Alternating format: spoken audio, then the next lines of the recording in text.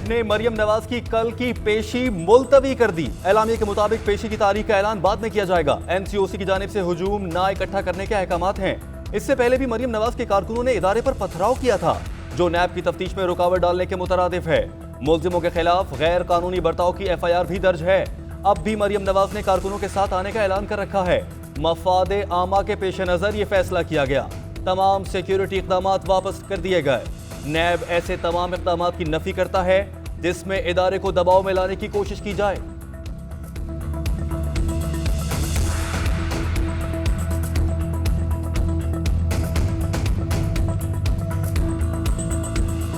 Corona में मुब्तला होने के बावजूद आज एक मीटिंग कर रहा था और SOPs की खिलाफ वर्जी उन्होंने पूरी कौम के सामने की। कोरोना में पकड़ना है, सिलेक्टेड आजम को पकड़ना चाहिए। मैं अब नैब के लिए नर्म आसामी या आसान शिकार नहीं बनूंगी। इंतकाम नैब ने लेना था, वो हो चुका, तो अब जुल्म के मिटने के दिन आ गए। नैब पॉलिटिकल इंजीनियरिंग का एक इदारा है और इमरान खान की मदद के लिए आता है जब इमरान खान को मदद दरकार होती है। चेहरा नैब का दागदार होता है, लेकिन नैब के पीछे जो असल चेहरा है वो इमरान खान का और उसकी जाली हुकूमत का है। नैब का आसान शिकार नहीं बनूंगी, मरियम नवाज का दो टोक ऐलान। कहती हैं नैब के पीछे असल चेहरा इमरान खान और जाली हुकूमत का है। जुल्म के मिटने के दिन आ गए, अब नैब का दौर खत्म होने वाला है। पुराने केस में फंसाने की कोशिश की गई, कोई सबूत नहीं, फिर भी इंतकामी कार्रवाई का निशाना बनाया जा रहा है। अदलिया के नैब पर रिमार्क्स ऑन रिकॉर्ड हैं। इनके चेहरों को भी अवाम पहचान चुके हैं। ये सियासी इंतकाम का इदारा है। एक ही सेलेक्टेड है जिसका नाम इमरान खान है। PDM मुत्तहद है। वजीर आजम खुद कोरोना के बावजूद मुलाकातें कर रहे हैं और हमें भाषण देते हैं। क्या वजीर आजम ऑफिस में कोई SOPs नहीं? क्या वहाँ लॉकडाउन नहीं लगता?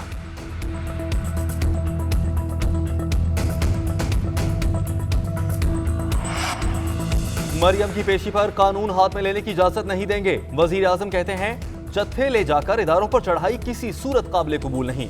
इंतशार फैलाने वालों और कानून को चैलेंज करने वालों से सख्ती से निपटा जाएगा। सियासी रहनुमाओं को पेश होकर सवालात के जवाबात देना होंगे। यहाँ कोई जंगल का कानून नहीं जो अमीर के लिए अलग और गरीब के लिए अलग हो। पहली बार ताकतवर माफिया कानून के ताबे आ चुका। मुल्क में कानून की हुक्मरानी कायम करना हमारी अव्वलीन तरजीह है।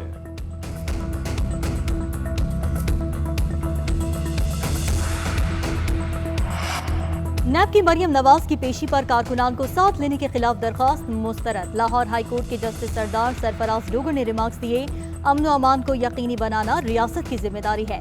अदालत को सियासी काम में क्यों लाया जा रहा है? मेरी तरफ से रेंजर्स को बुलाकर लगा लें। आपके पास डिप्टी कमिश्नर की अथॉरिटी है, वहां जाएं। अगर कोई पासदारी नहीं करेगा तो कानून अपना रास्ता बनाएगा।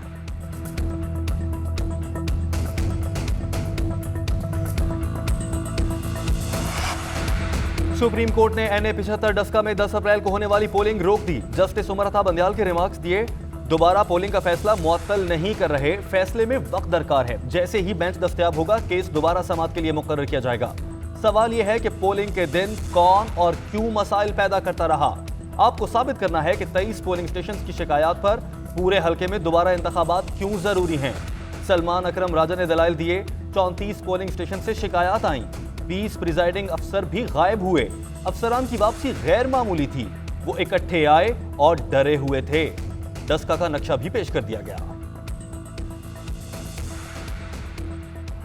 रमजान में सट्टेबाजी के जरिए चीनी की कीमतों को बढ़ाने का इंकशाफ, FIA का एक्शन। पंजाब के 10 बड़े शुगर सट्टा डीलर्स के खिलाफ मुकदमा दर्ज। चीनी डीलर्स के गोदामों और दफातर पर छापे, पूछताछ, रिकॉर्ड भी कब्जे में ले लिया।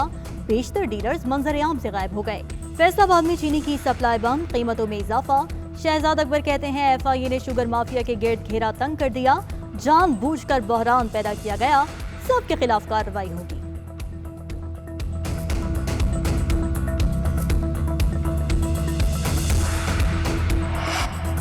चीनी की खरीदो फरोख्त का तरीकाकार तब्दील। वजीर आला पंजाब कहते हैं अब सिर्फ रजिस्टर्ड डीलर ही चीनी की फरोख्त कर सकेगा।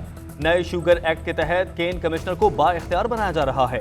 अशया जरूरिया की सट्टेबाजी के जरिए कीमतें बढ़ाने से रोका जा सकेगा। अवाम को महंगाई से बचाने के लिए अहम फैसले किए गए हैं।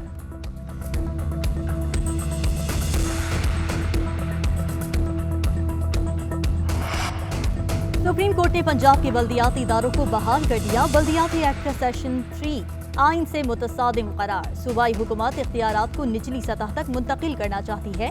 मामला अभी मुश्तरका मफादात काउंसिल में ज़ेरे इल्तिवा है। एडिशनल एडवोकेट जनरल पंजाब के दलाइल, क्या बाकी सूबों में बल्दियाती इंतखाबात हो रहे हैं? चीफ जस्टिस का इस्तफसार, सूबों को मरदमशुमारी पर एतराज़ात हैं। वज़ीर आज़म को कोरोना के बाइस मुश्तरका मफादात काउंसिल का इजलास 7 अप्रैल को होगा। अटॉर्नी जनरल का बयान, चीफ जस्टिस ने रिमार्क्स दिए। अटॉर्नी जनरल का बयान रिकॉर्ड कर लेते हैं। सूबे मई में बल्दियाती इंतखाबात करा दें।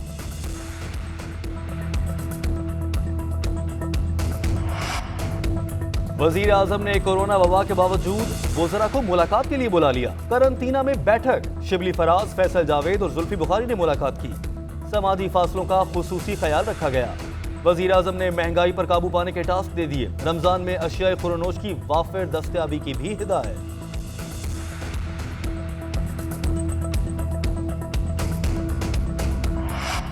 कोरोना वायरस मजीद 63 जिंदगियां निकल गया। मोहलिक वायरस से इंतकाल करने वालों की तादाद 14,028 हो गई। 24 घंटों में 3,946 केसेस रिपोर्ट। एक्टिव केसेस की तादाद 37,985 हो गई। लीगी रहनुमा दानियाल अजीज भी कोरोना का शिकार, खुद को करंटीना कर लिया। एक कौम एक मंजिल का पैगाम। शक्करपड़ियां ग्राउंड में अफवाज पाकिस्तान की यौम पाकिस्तान की मुश्तरका परेड। पहली बार कौमी परचम को 21 तोपों की सलामी। फजा पाकिस्तान जिंदाबाद के नारों से गूंज उठी। तकरीब के मेहमान खुसूसी सदर मुमलिकत आरिफ अलवी ने परेड का मुआयना किया। Army chief, naval chief, chairman joint chiefs of staff committee की शिरकत। चारों सूबों गिलगित बल्तिस्तान और आजाद कश्मीर के वफूद भी शरीक। वजीर आजम कोरोना के बाइस शरीक नहीं हो सके। 23 मार्च को खराब मौसम के बाइस परेड आज मुनक्किद की गई। नेवी और पाक फजाइया के शाहीनों का एयर चीफ जहीर अहमद बाबर की क़यादत में शानदार फ्लाई पास्ट। JF-17 थंडर और महराज तैयारों की घन गरज से दुश्मन पर हैबत तारी। कोबरा हेलीकॉप्टर्स की दिलकश फॉर्मेशन। सूरत तुर्का फजा में घूमने का खूबसूरत अंदाज। टीम शेदिल ने फजा में कौमी परचम के रंग बिखेर दिए। पाक आर्मी समेत दीगर ममालिक के पैराट्रूपर्स का 10,000 फीट की बुलंदी से फ्री फॉल का मुजाहिरा। फजा में कौसे क़ज़ा के रंग, देखने वालों पर सहर तारी।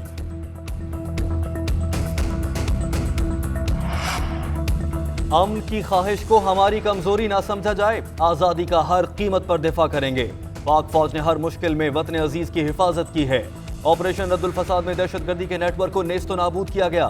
सदर मुमलिकत ने अपने खिताब में कहा, जनूबी एशिया में पायदार अमन का क़याम मसला कश्मीर के मुनसिफाना हल से मशरूत है। पूरी कौम मुश्किल की इस घड़ी में कश्मीरियों के साथ खड़ी है। पाकिस्तान अफगानिस्तान में क़याम अमन का ख्वाहां है।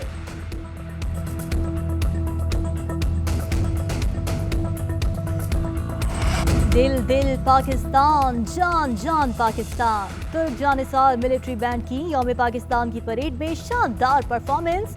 जाग रहा है पाकिस्तान। ISPR का फ्लोट, मिनी नगमे पेश, रंग बिरंगे फ्लोट्स परेड का हिस्सा। कौमी और इलाकाई सकाफत की भरपूर अक्कासी। आर्मी स्कूल के म्यूजिकल बैंड की परफॉर्मेंस। ढोल की थाप पर रक्स ने समा बांध दिया। खवातीन ढोलची भी पीछे न रहीं। आर्मी चीफ से रॉयल सऊदी बरी फोर्स के कमांडर की मुलाकात। इलाकाई सलामती की सूरत हाल और बाहमी दिलचस्पी के उमूर पर तबादला ख्याल।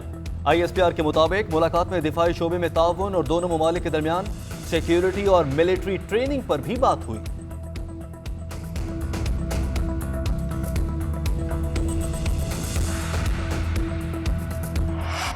बिलावल भुट्टो साहब का मैं इतना एहतराम करता हूँ जितना मैं एक भाई का करता हूँ।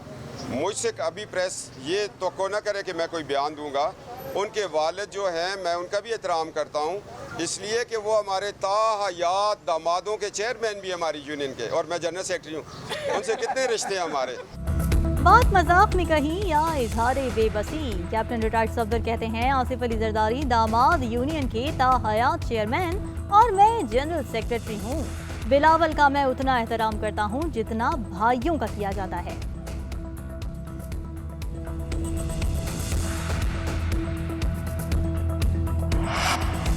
नया कर्जा मिलेगा, पुराने जुर्माने से भी बच गए। IMF एग्जीक्यूटिव बोर्ड ने पाकिस्तान को $50 करोड़ कर्ज जारी करने की मंजूरी दे दी।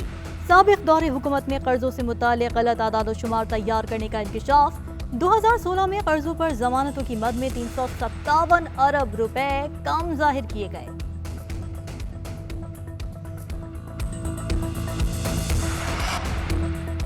स्टेट बैंक ऑफ पाकिस्तान तरमीमी एक्ट 2021 तैयार। मुजवजा तरमीमी एक्ट के मुताबिक गवर्नर स्टेट बैंक की मुद्दत मुलाजमत 3 साल से बढ़ाकर 5 साल की जाएगी। सदर मुमलिकत अदालती फैसले के तहत गवर्नर स्टेट बैंक को हटा सकेंगे। गवर्नर स्टेट बैंक पार्लियामेंट को जवाबदेह होगा। सालाना बुनियादों पर मुआशी और फाइनेंशियल सिस्टम से मुतालिक रिपोर्ट मुरतब की जाएगी।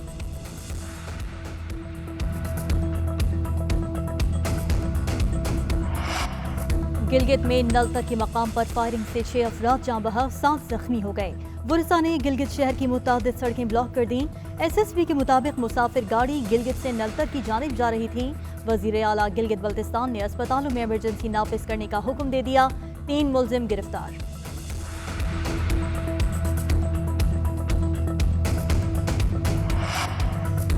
डैनियल पर्ल कत्ल केस के मुल्जिमान की रिहाई का केस। सुप्रीम कोर्ट ने मुल्जिम उमर शेख को कोट लखपत जेल मुंतकिल करने की इजाजत दे दी। चीफ सेक्रेटरी पंजाब आइंदा समात पर तलब। उमर शेख को इलाज के लिए तमाम सहूलियात फराहम करने की हिदायत। जस्टिस उमर अता बंदयाल ने रिमार्क्स दिए, रिहाई के बाद हिरासत पर अदालत मुतमईन नहीं। 1 हफ्ते में उमर शेख को पंजाब मुंतकिल कर देंगे। अटॉर्नी जनरल की अदालत को यकीन दहानी। विफाकी और सूबाई हुकूमतों से अदालती अहकामात पर अमल दरामद रिपोर्ट भी तलब।